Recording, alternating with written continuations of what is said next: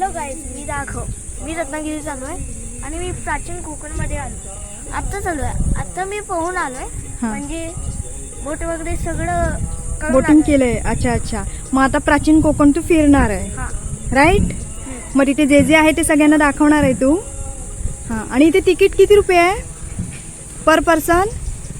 50 rupees. 50 आणि extra 50 rupees कशासाठी? कॅमेऱ्यासाठी. Okay, ठीक आहे. तर आपण हे सगळं शूट करूया. हा.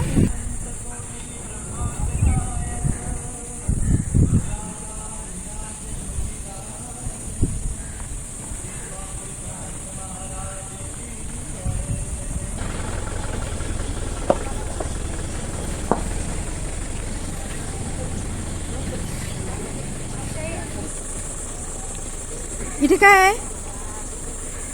काऊ आहे ना? हा हा. बघूया. अरे वा, मस्तच. आवडलं तुला? हा. नंतर हे काय इथून एंट्री आहे ना? हा. चल आज जाऊया आपण. हा. छान छान छान छान. गळ्यातलं? हा हा हा. आणि हे बघ किती छान ठेवलंय. मस्त वाटतंय ना? चल आज जाऊया आपण.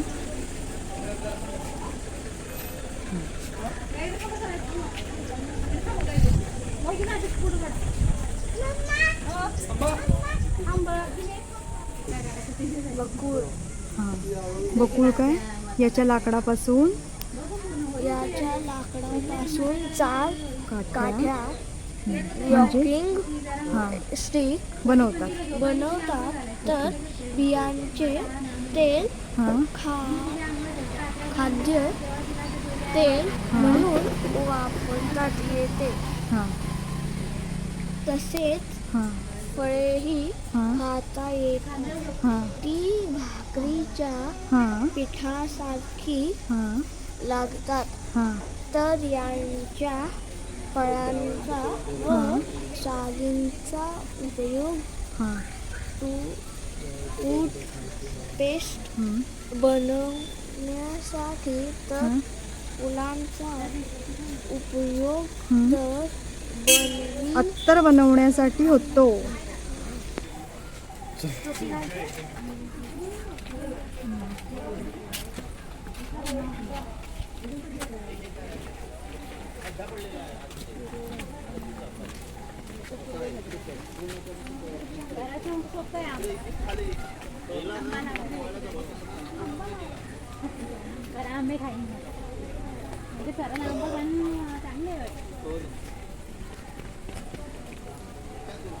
और मैं आपका स्वागत कर रही हूँ.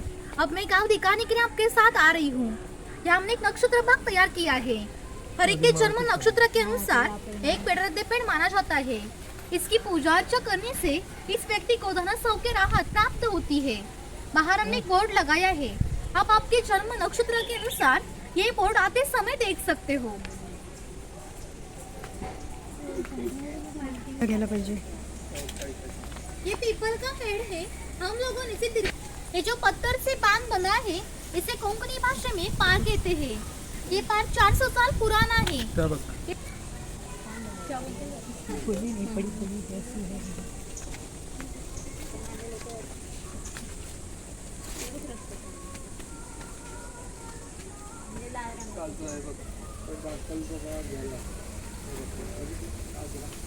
तुमच्याकडे कॅमेरा तिकडे आहे. पर लिखी हुई कविता कवि माधव जी ने 100 साल पहले लिखी. इस कविता में नंदनवन शब्द का इस्तेमाल किया है. नंदनवन शब्द का अर्थ है स्वर्ग की देवता इंद्र जी का बगीचा. वो जितना सुंदर है उतना ही हमारा कोंकण भी सुंदर है.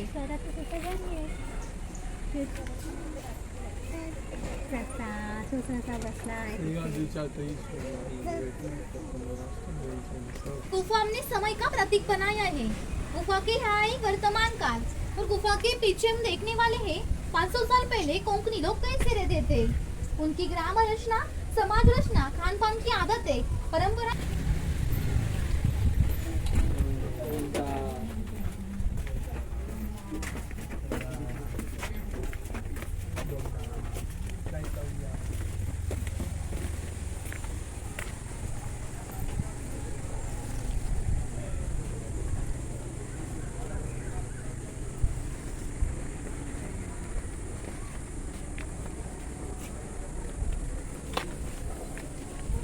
गुफामधून आला का तो? गुफा पाहिली? कशी वाटली?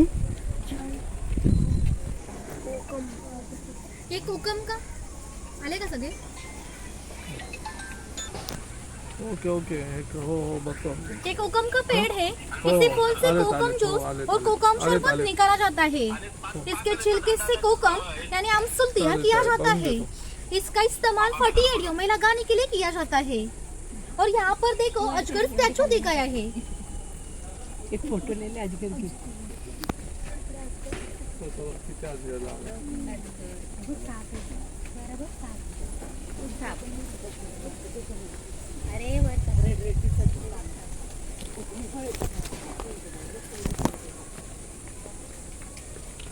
राघव, हे पाहिलं तू?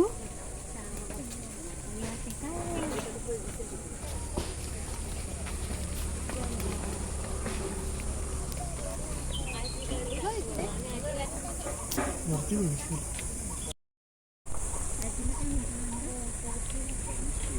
ये है भगवान परशुराम। हमारे पुराणों में इसका उल्लेख है कि हजारों साल पहले भगवान परशुराम हो गए। उन्होंने सारी पृथ्वी जीत ली और जीती हुई भूमि उन्होंने दान की। और दान की हुई कौन सी भी चीज हम खुद के लिए इस्तेमाल नहीं करते, लेकिन उन्हें रहने के लिए भूमि की जरूरत थी। आज हम जहाँ खड़े हैं वहाँ हजारों साल पहले समुद्र था। उन्हें उसके साथ युद्ध किया और 40-50 किलोमीटर पीछे ढकल दिया। और जो भूमि निर्माण हुई उसे कोंकण कहते हैं। उसे परशुराम की भूमि भी कहा जाता है।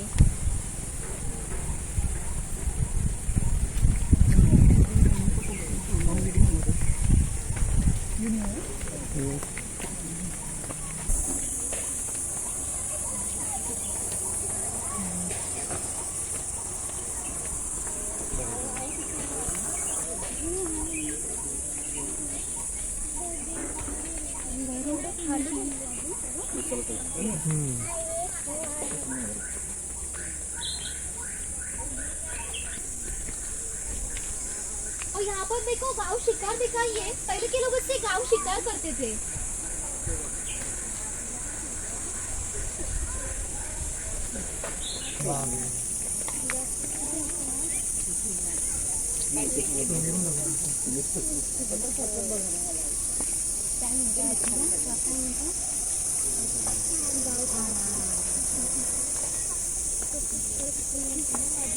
हो ना.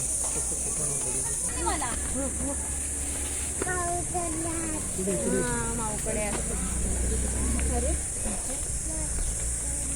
कोकम पडलंय ना.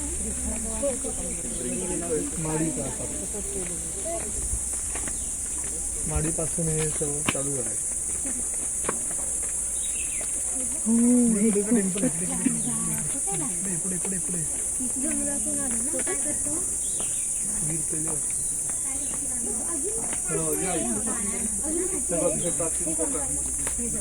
थोडा वेळ आहे. प्राचीन कोकण हे इथं. ये हमारा ग्राम देवता का मंदिर है। पहले धार्मिक संस्था गांव नियंत्रित करती थी। गांव के सभी लोग इकट्ठा हो जाते थे। गांव के किसी दो व्यक्ति में झगड़ा हुआ तो गांव के सभी लोग इकट्ठा होकर मुखिया उनके सामने न्यायदान करने का काम करते थे।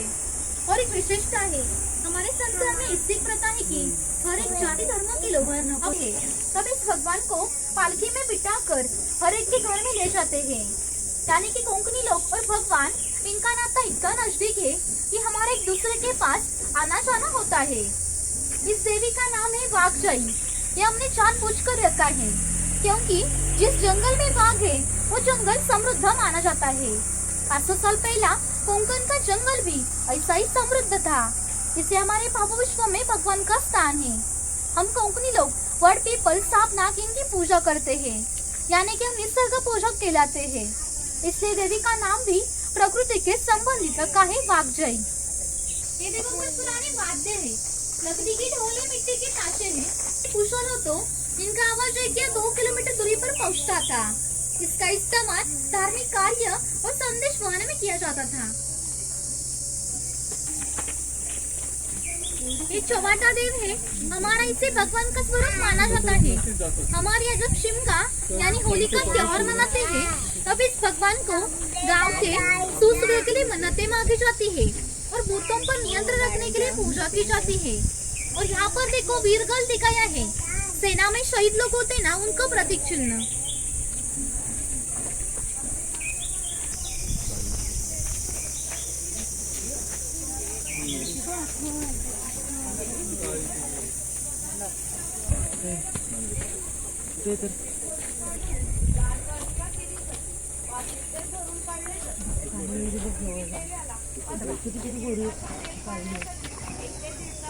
यहाँ पर देख इकाई, पहले ऐसे लोग गांव में खेल लेकर आते थे।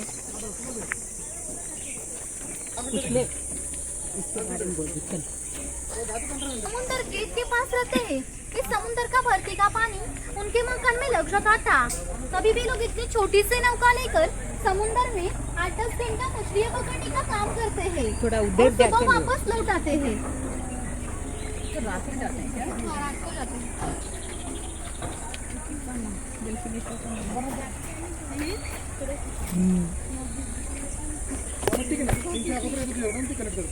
ढाई हेल्थ वाले कंगन में पार्टनर सिस्टम भी। इनके बदले में पैसे नहीं लेकिन अनाज मिलता था। यानी कि इस नाई को गांव में जाकर किसी एक आदमी के बाल काटने के लिए साल भर की रेट 4 पाली यानी आज का 8 किलो अनाज मिलता था। इतने कम बिगाड़ी पर ये लोग समाज की सेवा करते थे। हमारे नाई के बारे में हमारे लोक साहित्य में एक मजे का वर्णन किया है कि इस नाई को गांव की हर एक खबर पता चलती है और नाई को पता हुई खबर पूरे गांव में पता चलती है। जैसे कि आप आए कि खबर नाई को पता चली, उसी तरह पूरे गांव में पता चली। हमारा गांव आपके स्वागत के लिए उत्सुक है। रिवाज के अनुसार पहले मुखिया के घर में जाएंगे और बाद में गांव देखेंगे।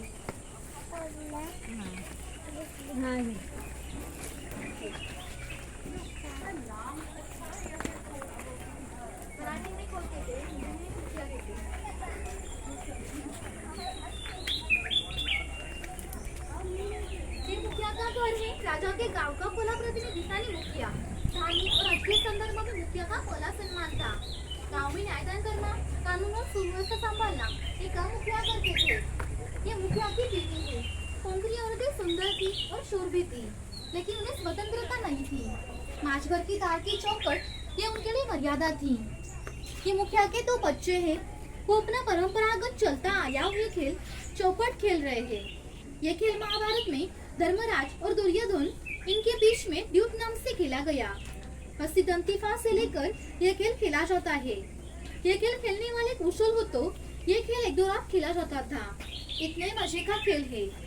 इस मकान की रचना देखिए। मुखिया जिस ऊंचाई पर बैठे हैं उसे ओटी कहा जाता है। गांव के मान्यवर लोग ओटी पर बैठ जाते थे और ये जो सामने है उसे पड़वी कहा जाता है। गांव के सर्वसामान्य लोग पड़वी पर बैठ जाते थे। और मुखिया के वहाँ है रसोई घर और मुखिया के वहाँ है भगवान का घर और मुखिया के पीछे है माछघर यानी कि पहले के बेडरूम। घर के सामने आंगन है। आंगन में तुलसी वृंदावन है और यहाँ देखो कुछ सरोते दिखाए हैं। सुपारी काटने का हत्यार आप देख सकते हो।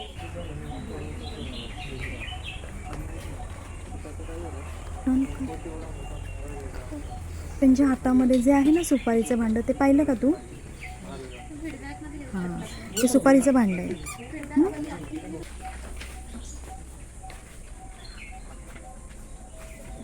यहाँ पर देखो बच्चे को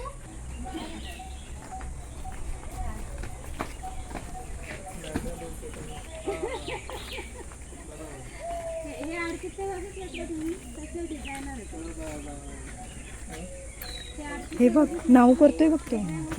बरं दाखवलंय ना?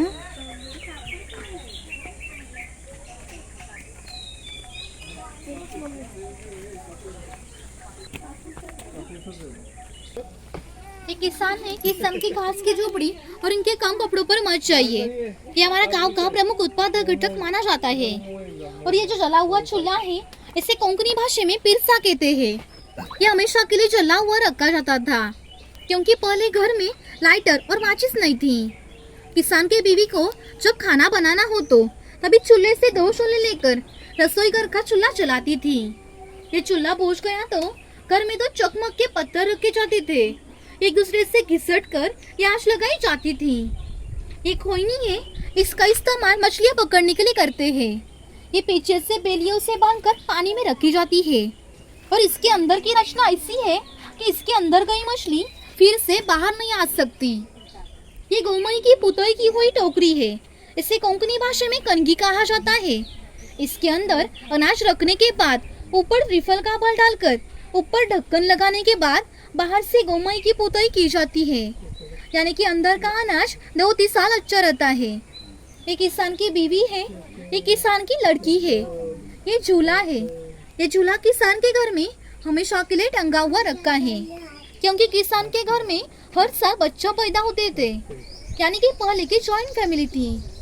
ये उछल है, इसका इस्तेमाल कपड़े सुखाने के लिए करते थे। और यहाँ घर में देखो गणेश जी का त्योहार दिखाया है।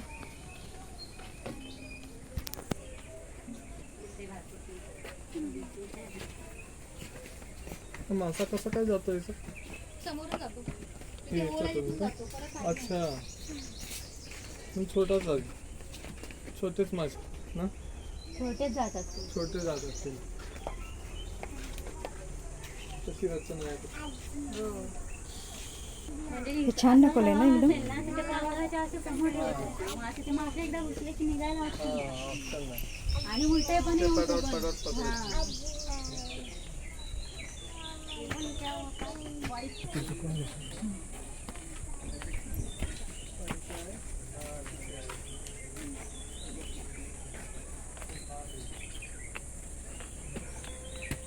ये कुंभार है, मिट्टी के सम बना मटका है।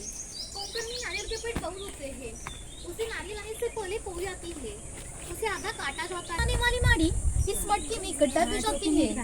हमारे यहाँ भंडारी समाज के लोग माड़ी निकालते हैं।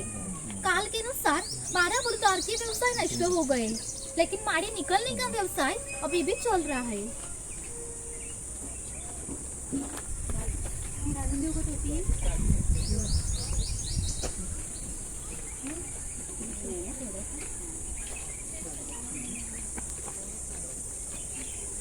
डिवाइड करा सगळ्यांना. तुम्ही हे करायचं, तुम्ही दुसरं नाही काय करायचं. चल दागिने बघ. यहाँ पर देखो बनिया दिख और यहाँ पर देखो सपेरा दिखा है, सांप का खेल करने वाला।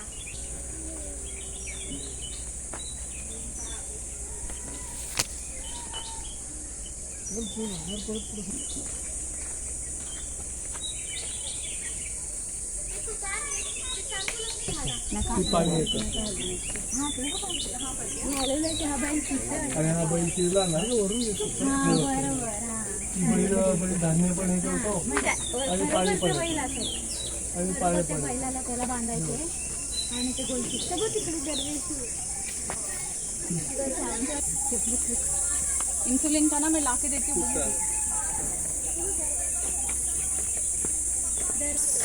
ये लोहार है, किसान को लगने वाली लोहे की ये बम की काफी लोहार का था। और एक विशेषता है, उन्होंने बनाई लोखंडी धात और तलवार मराठा और मुखिया उनके पास अभी भी है। उससे अभी भी जंग नहीं आई, उसकी दरदशे पर पूजा की जाती है।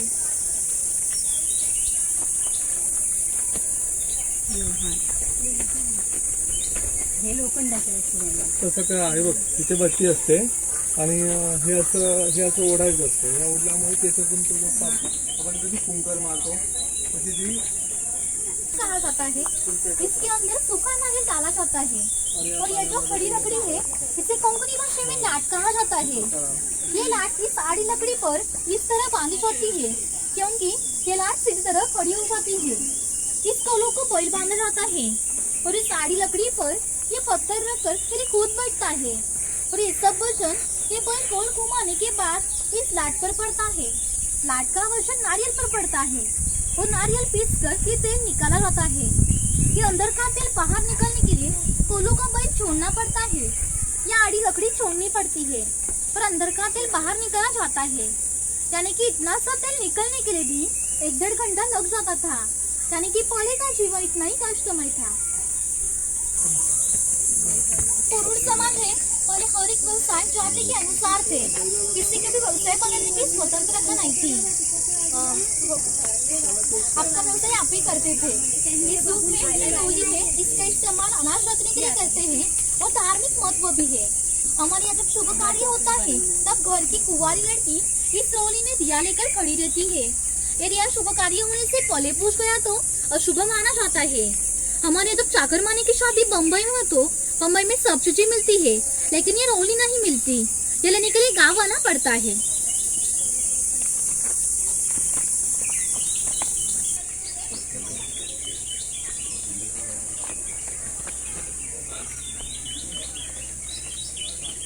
वो टिफिन है। हाँ, टिफिन बॉक्स।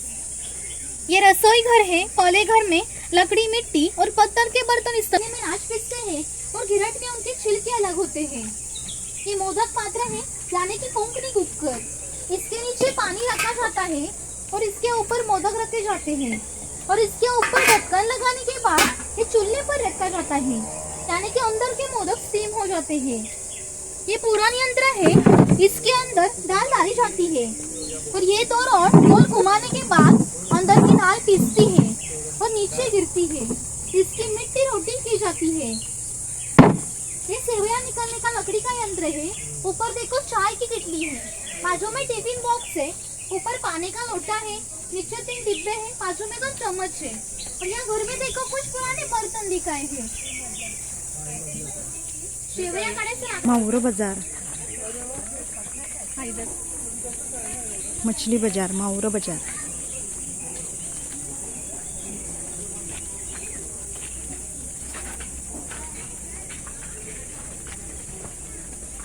पोळी है। यहाँ पर देखो चूड़ी वाला दिखाया है। ये खाते नहीं है, शिवन का फल है। ये पेड़ का फल है। चुडीवाली आहे। हा, पेटीमध्ये सगळं विकायला।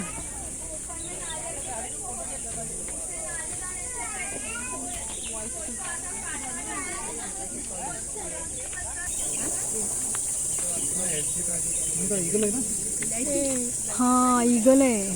तो आता वरती नेतोय। हा, शिकारी केलंय। कळलं तुला? फक्त सापची मान आहे ना, असं वरती नाही पोहोचत। हा, त्याने पकडलंय। हो ना? असं मगर आहे बघ, crocodile पण. किती आहे मगर? लहान हा, कच्ची बाय।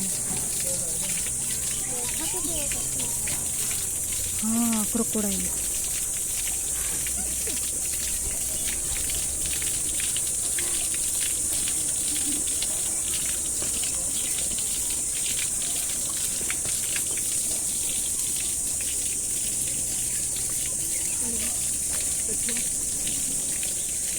ये पनघट है, ग्राम आ जाती थी, यानी कि कोंकण का सारा ये पनघट था। और ऊपर देखो एंड टिटर दिखाया है।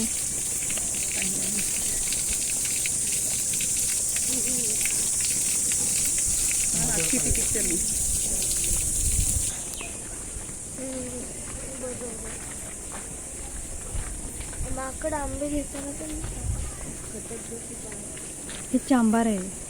चपला शिवतात ना, ते मोची। हा, छान ये दाखवलंय ना? चर्मकार है, खाल की चीजें बनने का काम ये चर्मकार करता था। इसके साथ एक महत्वपूर्ण घटना बताते हैं। वो 500 साल पहले घटी थी।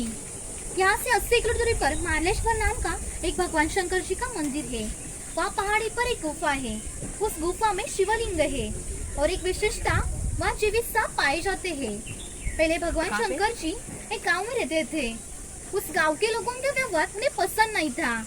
उन्होंने गांव छोड़ने का निर्णय लिया और मकर संक्रांति के पहले दिन उन्होंने गांव छोड़ दिया। गांव के बाहर इस चर्मकार का मकान था। चर्मकार गरीब, नीतिवान और श्रद्धालु था। भगवान शंकर जी ने किसी भी जात पात का भेद न मानते हुए चर्मकार को मशाल दिखाने की विनती की और चर्मकार ने भी अतिथि देव भव समझकर मशाल दिखाने के लिए बाहर निकले। और जब मार्लेश्वरी देवस्थान है, वहाँ आकर भगवान शंकर जी ने अपना असली रूप प्रकट किया और चर्मकार को दर्शन दिया और उससे कहा, आज से मैं गुफा में रहूंगा। इस घटना को 500 साल हो गए, लेकिन आज भी भगवान शंकर जी की पालकी संक्रांत को निकलती है। उसे मशाल दिखाने का काम चर्मकार का आज का वंशज ही करता है। क्या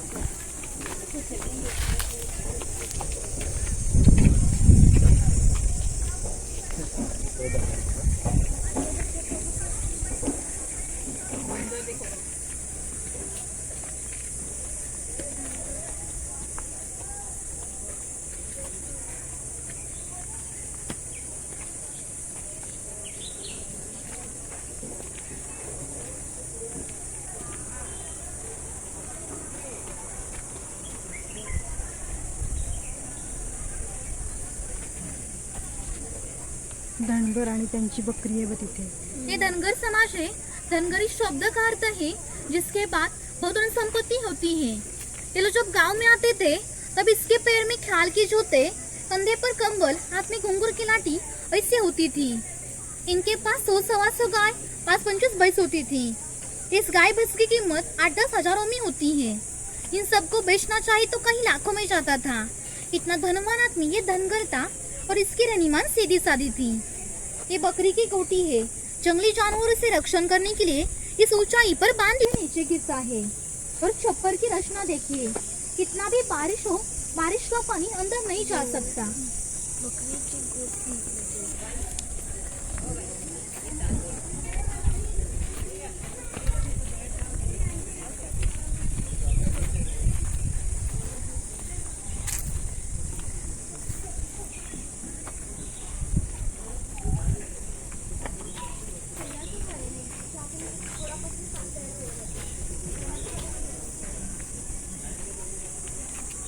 बकुळ.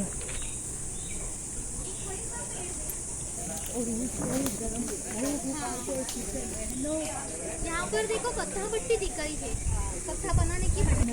हे कत्था भट्टी आहे. कत्था याच्यामध्ये तयार करतात. ना जाते समय जूते निकाल कर जाना। यहाँ थांब थांब.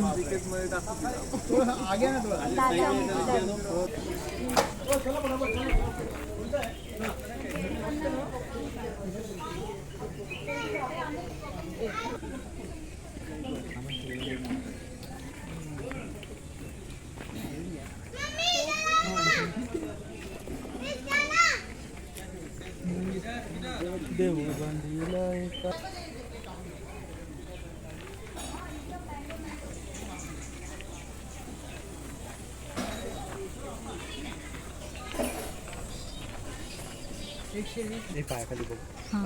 कोकणी माणसे फार श्रद्धा आहोत. जेव्हा आम्ही गावावर जातो, या गावसीमेवर जो देव आहे त्यांना आम्ही राखणदार असे म्हणतो. त्यांना नमस्कार करूनच आम्ही गावावर जातो. कारण आमची अशी श्रद्धा आहे की हा देव आमच्या पाठीशी ठामपणे उभा असतो. म्हणून आम्ही जगात वावरताना आत्मविश्वासाने वावरतो व यशस्वी होतो. तुम्ही जर श्रद्धाळू असाल तर तुम्ही यांना जरूर नमस्कार करा. इथून तुमचा पुढचा प्रवास सुखाचा व आनंदाचा होईल. नमस्कार. या ठिकाणी माझं गाडी ते संपले आहे. खाली अतिथी कक्षाबाहेर अभिप्राय वही आहे. आपण आपला अभिप्राय तिथे देऊ शकता.